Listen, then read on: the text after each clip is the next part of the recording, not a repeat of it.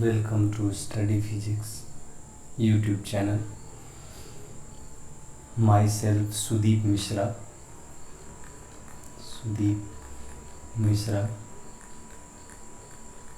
And I am pursuing my MTech from Jalpaiguri Government Engineering College, that is JGEC, and my session is 2018-20.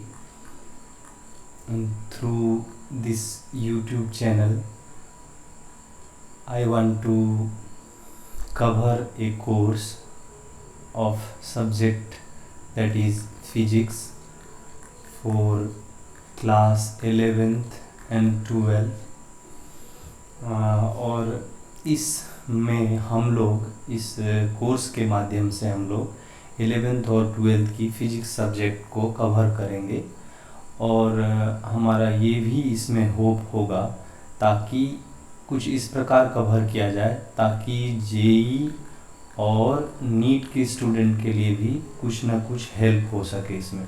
तो हम लोग इस प्रकार care करेंगे ताकि सबके लिए ही कुछ ना कुछ हो इसमें, सब बेसिकली कुछ सीख पाए, चाहे वो किसी भी फील्ड या किसी भी कोर्स के लिए पढ़ रहे स्टूडेंट हो। तो बेसिकली जो हम लोग रेफरेंस बुक इस कोर्स में फॉलो करेंगे वो होगा हमारा एस.सी. वर्मा, और एस.सी. वर्मा दोनों ही पार्ट और दोनों ही वॉल्यूम जो कि क्लास 11th और 12th के लिए है, तो हम लोग उसको कवर करने का ट्राई करेंगे।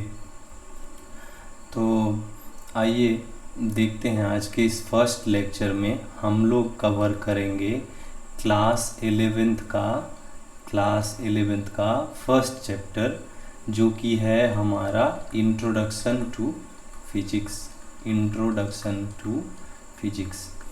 तो बेसिकली इस चैप्टर में हम लोग ट्राई करेंगे कि हम लोग फेमिलियराइज हो जाएं इस पेपर में, समझ पाएँ कि इस पेपर में एक्चुअली में हम लोग पढ़ते क्या है या इस पेपर का कोर्स कंटेंट क्या होना चाहिए। तो हम लोग इसमें ये सब कुछ देखेंगे बारी बारी से।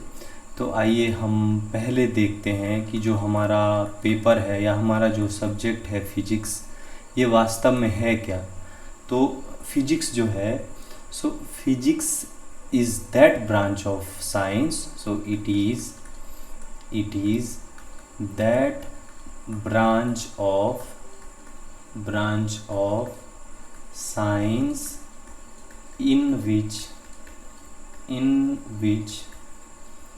we study about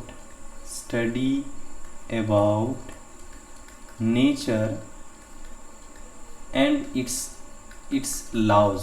सो हम लोग इस सब्जेक्ट में नेचर और उसके लॉज को पढ़ते हैं, गवर्निंग लॉज को पढ़ते हैं।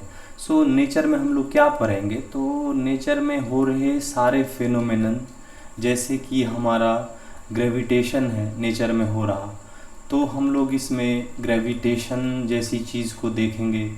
फिर जो नेचर में हो रहा एक चीज़ है, सपोज़ बायोनेंसी है, सो बायोनेंसी को हम लोग कवर करेंगे या पढ़ेंगे, इन सारी चीज़ों को पढ़ेंगे। और भी कुछ लॉज, कुछ प्रिंसिपल, जैसे कि हम लोग ओम्स लॉ देखेंगे, हाइजेनबर्ग अनसर्टेनिटी प्रिंसिपल, इस प्रकार और भी कई सारी लॉज और प्रिंसिपल हम लोग इस कोर्स में देखते हैं या इस सब्जेक्ट में पढ़ते हैं। तो जो हमारा नेक्स्ट टॉपिक है इसमें देखने के लिए, वो है हमारा फिजिक्स और मैथमेटिक्स के बीच का relation. So physics and mathematics.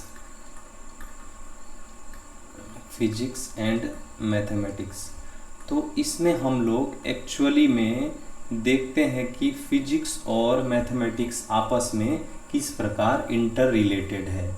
तो जैसे कि हमने फिजिक्स के लिए देखा कि हम उसमें नेचर और उसके लॉज को पढ़ते हैं, तो हम लोग मैथ्स को भी इस प्रकार देखना चाहिए कि मैथ में क्या कुछ होता है।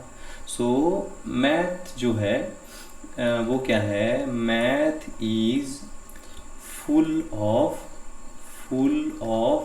एल्जेब्रिक, ट्रिगोनोमेट्रिक देन हमारा डिफरेंशियल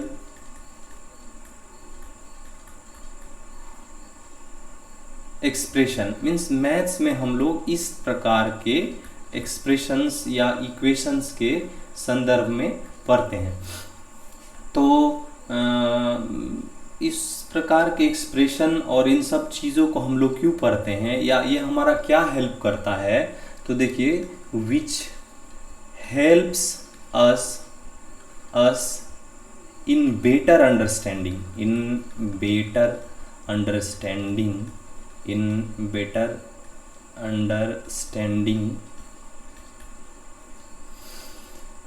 of interrelated parameters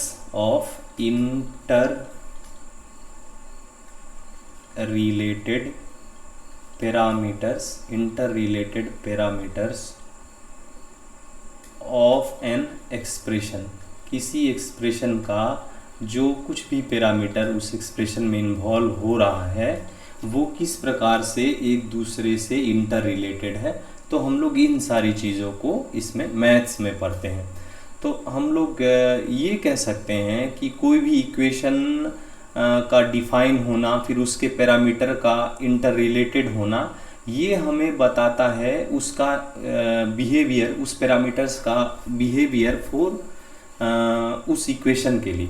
तो पहले हम लोग एक और भी कमेंट करना चाहते हैं, वो क्या है कि basically maths works as a language of physics. Maths जो है वो फिजिक्स या किसी और भी सब्जेक्ट का जो है वो लैंग्वेज की तरह बिहेव कर सकता है। जैसे हम अगर फिजिक्स के टर्म में इसका एक एग्जांपल देखना चाहें तो आइए कुछ इस प्रकार देखें कि जैसे हमारे पास एक डिस्प्लेसमेंट इक्वेशन ऑफ SHM है xt, ये x और स्मॉल ब्रैकेट t ऐसा लिखने का मतलब होता है डिस्प्लेसमेंट, x फॉर डिस्प्लेसमेंट, और ये जो स्मॉल ब्रैकेट t है ये डिस्प्लेसमेंट किस डोमेन में, मीन्स टाइम डोमेन में। तो ये होता है x इन टाइम डोमेन। तो SHM के लिए डिस्प्लेसमेंट इक्वेशन क्या होता है, तो a sin ओमेगा t। अब इस चीज़ को अगर हम ग्राफिकली देखना चाहेंगे तो ये हमें कैसा दिखेगा, एक ग्राफ पे हमें कुछ इस प्रकार दिखेगा कि ये साइन का ही ग्राफ होगा, लेकिन इसका एम्पलीट्यूड कितना होगा, तो a होगा। और अगर हम इसको डिफरेंट टाइम इंटरवल में देखना चाहें, सपोज ये 0 इंस्टेंट है, ये हमारा π/2 इंस्टेंट है, और ये ये 3π/2, और ये कितना, अगर 2π है, तो इस प्रकार हम अगर इसको डिफरेंट टाइम इंस्टेंट पर चेक करेंगे और इसका एक टाइम इंटरवल हम लोग अगर ब्रेक करेंगे तो हमें ये क्या दिखेगा कि ये 0 to π/2 में ये 0 to a वेरी हो रहा है, और π/2 से π में ये a to 0 वेरी हो रहा है। तो इस प्रकार अगर हम इस इंफॉर्मेशन को टेबुलर फॉर्म में लिखें और कहे कि जब हम टाइम इंटरवल में ब्रेक करते हैं तो इस तरफ अगर हम टाइम इंटरवल रखें और इस तरफ हम फंक्शन रखें और इस तरफ हम फंक्शन का एक रिजल्ट देखेंगे कि वो कैसा बिहेव कर रहा है, तो वो बिहेवियर को हम लोग बाद में लिखते हैं इधर। सो ये टाइम इंटरवल हमारा पहला है 0 to π/2।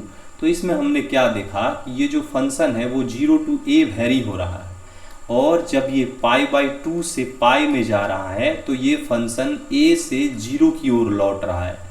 दैट मीन्स कि इस इंटरवल में ये रेज हो रहा है, इसका रिजल्ट है रेज होना इस इंटरवल में, और इस इंटरवल में इसका रिजल्ट है डिक्रीज होना। तो इस प्रकार हम देख सकते हैं कि एक मैथ्स के इक्वेशन के फॉर्म से हम लोग पूरे इस एक्सप्रेशन का और इंटर रिलेटेड पैरामीटर्स का टाइम जैसे जैसे वेरी हो रहा है, जैसे जैसे ये टाइम इधर हमारा अगर टाइम है तो ये एम्पलीट्यूड किस प्रकार से वेरी हो रहा है, या ये फंक्शन का वैल्यू किस प्रकार से वेरी हो रहा है, ये सब कुछ हम यहाँ पर देखते हैं। तो ये मैथ्स हमें हेल्प करता है किसी भी इक्वेशन को बेटर समझने के लिए, ये मैथ्स हमारी हेल्प करता है। तो हम इस प्रकार कह सकते हैं जो मैथ्स है वो सभी जैसे फिजिक्स और भी कुछ सब्जेक्ट का वो क्या हो सकता है, लैंग्वेज की तरह हो सकता है। फिर जो नेक्स्ट टॉपिक हम लोग इसमें देखने वाले हैं वो है हमारा यूनिट। सो हम लोग इसमें नेक्स्ट टॉपिक देखने वाले हैं यूनिट। तो बेसिकली यूनिट को देखने से पहले हम लोगों को एक और टर्म देखना चाहिए, वो क्या है, फिजिकल क्वांटिटी। सो फिजिकल, ये थोड़ा स्पेसिंग हो गया, कोई नहीं, इसे कंसीडर करेंगे I hope. Physical quantity, so physical quantity को हमें देखना होगा। तो हम फिजिकल क्वांटिटी एक्चुअली में किसे कहते हैं, तो वो सारे चीज़ जिसका किसी भी प्रकार से माप हो सके, आइदर माप लेंथ में हो, एरिया में हो, टाइम के मैग्नीट्यूड में हो, वॉल्यूम के मैग्नीट्यूड में हो, तो वो सारे चीज़ फिजिकल क्वांटिटी में काउंट होंगे। तो अगर हम इसको सेंटेंस में लिखें तो हमें क्या दिखाई देगा कि एनीथिंग which can be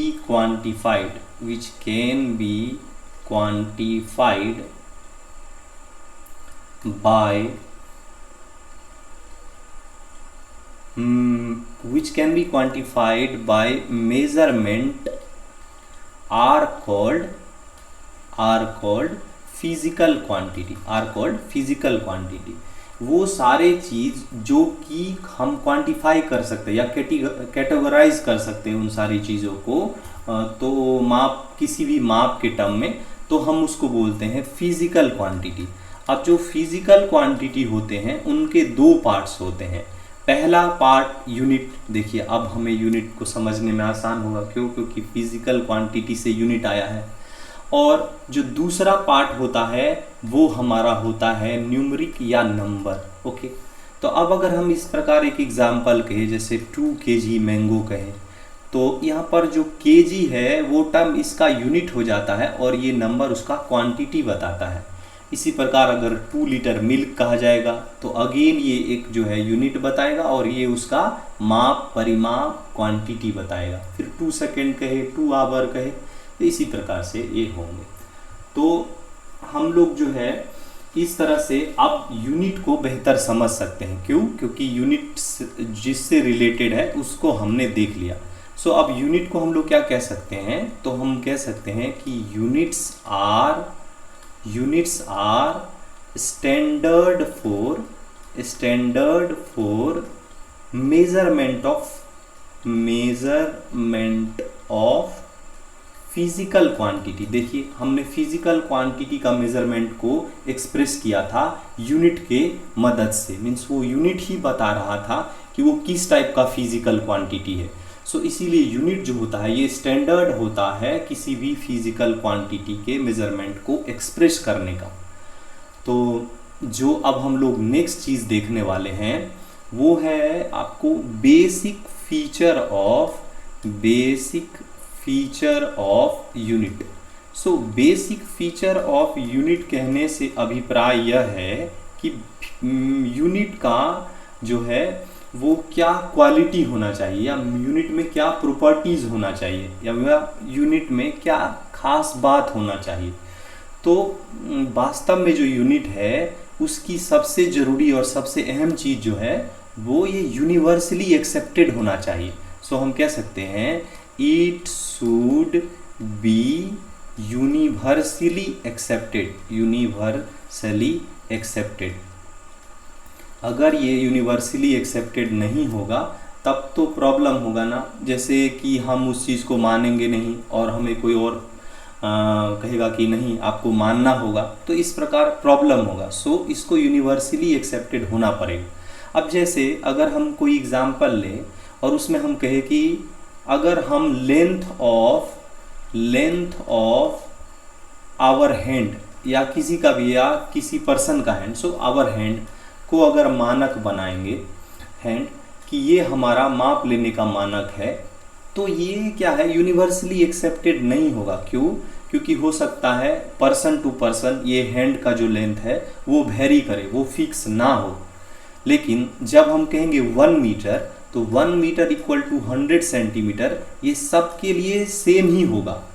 इसी प्रकार हम लोग अगर 1 आवर को मानक बनाएंगे तो 1 आवर इक्वल टू 60 मिनट, ये सब के लिए सेम ही होगा। तो इस प्रकार हम लोग कह सकते हैं कि वो चीज़ जो यूनिवर्सली एक्सेप्टेड होगा उसको हम यूनिट के अंदर कंसीडर कर सकते हैं, या यूनिवर्सल एक्सेप्टेबिलिटी यूनिट का जो होता है वो एक बेसिक फीचर है, उसको होना ही पड़ेगा यूनिवर्सली एक्सेप्टेड।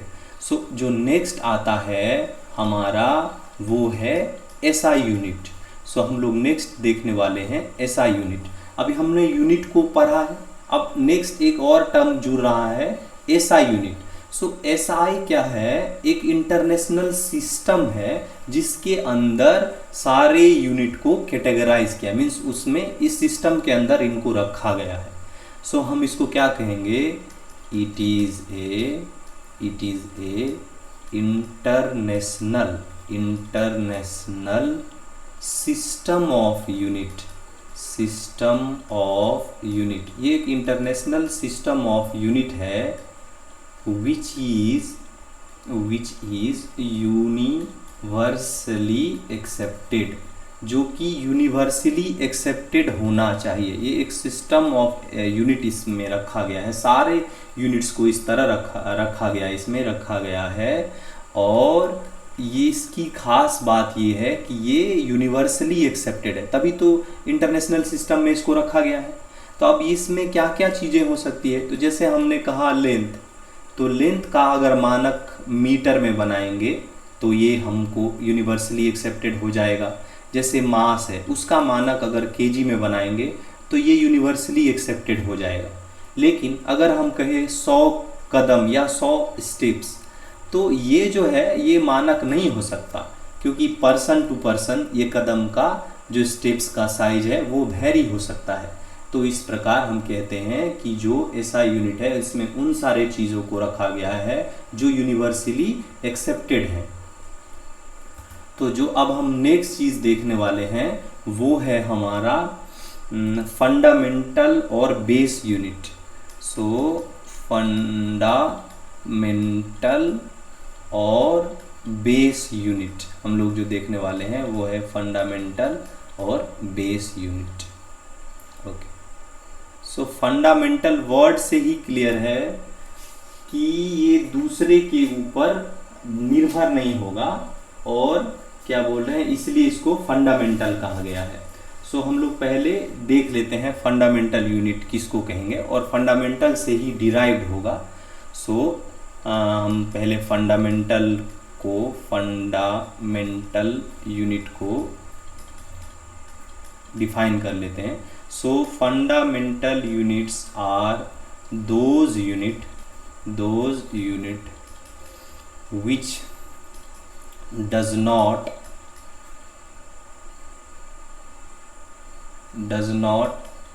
डिपेंड, या फंडामेंटल यूनिट या फंडामेंटल क्वांटिटी, ये भी इसके लिए ही आता है। तो हम इसको बेहतर होगा कि वहाँ पर भी पढ़े और यहाँ पर भी पढ़े, तो कोई ऐसा प्रॉब्लम नहीं होना है। Fundamental units are those which does not depends on other unit, और इसको क्वांटिटी में भी रख अदर यूनिट, या अगर हम लोग इसको यहाँ पर चेंज करके कर ले फंडामेंटल क्वांटिटी, उस तरह से भी समझ ले तो चलेगा। और इसे भी हम अगर फंडामेंटल क्वांटिटी ही कर दे तो ये और भी अच्छा होगा। So fundamental quantities are those quantities which does not depends upon other quantity. अब जो फंडामेंटल क्वांटिटी या फंडामेंटल यूनिट है वो 7 होते हैं। तो ये कौन कौन से हैं? तो आइए हम लोग इसको देख लेते हैं। तो पहला अगर हम रखें इधर में क्वांटिटी, फिर इधर में रखें अगर यूनिट, फिर इधर में रखें अगर सिंबल, इधर में अगर रखें हम सिंबल। सो फर्स्ट जो है हमारा फंडामेंटल क्वांटिटी वो है हमारा लेंथ, इसका जो यूनिट होगा वो होगा मीटर। जो सेकंड है वो है हमारा टाइम, और इसका जो यूनिट है वो होगा सेकेंड, और इसका जो सिंबल है वो स्मॉल एस, और इसका जो सिंबल है वो स्मॉल एन। जो हमारा थर्ड है वो होगा मास। सो मास का जो यूनिट होगा वो किलोग्राम होगा और जो इसका सिंबल होगा वो केजी होगा। नेक्स्ट जो हमारा टर्म है वो है टेम्परेचर। सो टेम्परेचर का जो यूनिट होगा वो होगा केल्विन और इसका सिंबल होगा के। जो फिफ्थ है हमारा वो होगा करेंट और इसका यूनिट होगा एम्पियर, एम्पियर और इसका सिंबल होगा ए। जो हमारा सिक्स्थ है वो है amount of substance, amount of substance और इसका यूनिट होगा मोल और इसका सिंबल होगा MOL। और जो सेवेंथ है वो है हमारा ल्यूमिनस इंटेंसिटी, ल्यूमिनस इंटेंसिटी और इसका जो यूनिट होगा वो होगा कैंडेला और इसका सिंबल होगा CD। सो इस प्रकार हम लोग 7 फंडामेंटल यूनिट ये डिफाइन कर चुके हैं या देख चुके हैं। जो हमारा नेक्स्ट चीज़ होगा वो होगा इस 7 फंडामेंटल यूनिट के अलावा 2 और स्पेशल यूनिट हैं। सो 2 स्पेशल यूनिट है हमारे पास, वो क्या क्या है, एक प्लेन एंगल और एक सॉलिड एंगल। सो एक प्लेन एंगल और एक है solid angle. So plane angle हम लोग किस प्रकार समझते हैं, पहले प्लेन एंगल को अगर हम लोग देखें, सो प्लेन एंगल का जो यूनिट होगा वो रेडियन होगा और इसका सिंबल रेड कहेंगे। जो हमारा सॉलिड एंगल होगा इसका मेजरमेंट होगा स्टेरेडियन में, स्टेरेडियन में और इसका जो सिंबल होगा वो SR होगा। सो प्लेन एंगल का अगर हम लोग कॉन्सेप्ट देखें कि प्लेन एंगल क्या होता है, तो इसको अगर हम लोग हाइपोथेटिकली एक इस प्रकार समझे कि अगर हमने कुछ डॉट्स को इस प्रकार कलेक्ट किया तो ये सारे डॉट मिल करके एक लाइन का आकार ले रहा है, लाइन जैसा बन रहा है। तो अगर हम सपोज मेरे पास 2 लाइन है और उसको किसी फिक्स पॉइंट से हम जोड़ रहे हैं और कुछ सेपरेशन कर रहे हैं, तो इनके बीच ये जो सेपरेशन हो रहा है इसको ही हम लोग थीटा बोलते हैं। यही हमारा प्लेन एंगल है और इसका मेजरमेंट रेडियन के टर्म में होता है। अब जो हमारा सॉलिड एंगल है, सॉलिड एंगल है उसका कॉन्सेप्ट कुछ इस प्रकार है। इसको हम लोग आगे भी गॉस लॉ वाले चैप्टर में जो 12th का टॉपिक है उसमें डिटेल देखेंगे। यहाँ पर थोड़ा सा समझने के लिए कि सॉलिड एंगल अगर हमको देखना है तो हमने जैसे सपोज कोई सर्कुलर ऑब्जेक्ट लिया, जैसे कि किसी बोतल का कैप लिया और उसके ऑल द पॉइंट से हम लोग एक टेंजेंट ड्रॉ करने का अगर ट्राई करेंगे इस प्रकार, मीन्स 4 ये 3D पिक्चर में अगर इसको समझेंगे तो देखिए वो उधर से उधर के भी सरफेस से हम लोग ये ले रहे हैं और सपोज हम इसको यहाँ पर देखने का ट्राई कर रहे हैं तो यहाँ पर हमें कुछ एक सर्कुलर सा जो है वो एंगल बनता हुआ दिखाई देगा, मीन्स सर्कुलरली एक फिगर टाइप से दिखाई देगा या इंटरफेस टाइप से बनेगा। तो ये जो सर्कुलर होता है पार्ट, इसको ही हम लोग बोलते हैं सॉलिड एंगल। और इस सॉलिड एंगल का को जो यूनिट होता है, मेजरमेंट यूनिट, वो स्टेरेडियन होता है और इसके लिए सिंबल हम लोग SR यूज करते हैं। तो इस प्रकार हम लोग सॉलिड एंगल को देख चुके हैं। जो हम अब नेक्स्ट चीज देखने वाले हैं वो है हमारा SI प्रीफिक्सेस। सो SI प्रीफिक्सेस। अब SI प्रीफिक्सेस क्या होता है, जैसे हम लोग फिजिक्स में छोटे से बड़े बहुत सारे क्वांटिटीज़ में डील करते हैं, जैसे हम माउंटेन या किसी बच्चे की उंगली की साइज़ को काउंट कर सकते हैं या माप सकते हैं। तो हम लोग in physics we study about very small to very large measurable quantities. तो इसमें क्या है, so in order to express this wide range, in order to express this wide range variation in certain power of 10, a system is introduced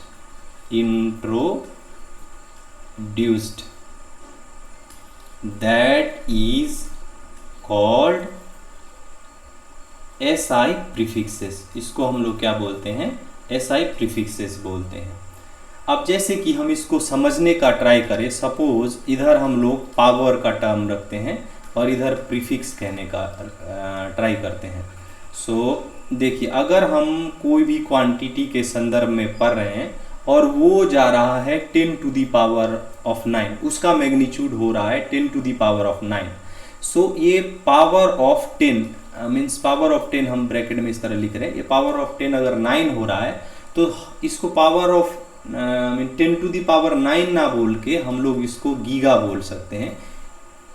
इसको अगर 6 हो, power 6 हो तो 10 to the power 6 ना बोल के मेगा बोल सकते हैं। ठीक उसी प्रकार अगर पावर 3 हो तो 10 to the power 3 ना बोल के किलो बोल सकते हैं। और अगर 10 to the power -6 हो तो इसको माइक्रो भी बोल सकते हैं। और -9 हो तो इसको नैनो भी बोल सकते हैं।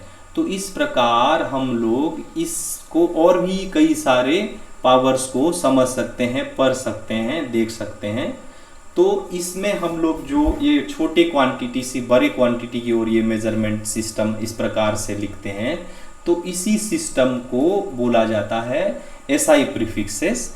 और बार बार इस ऐसा कहने से बचे कि 10 to the power of 9, 10 to the power of 6, उसकी जगह हम डायरेक्टली गीगा, मेगा या किलो का यूज़ करें तो ये साइंटिफिक हो जाता है। ये एक और भी अच्छा या एक और भी अप्रोच हो सकता है कहने का, तो इसलिए हम लोग इसको इस तरह समझते हैं।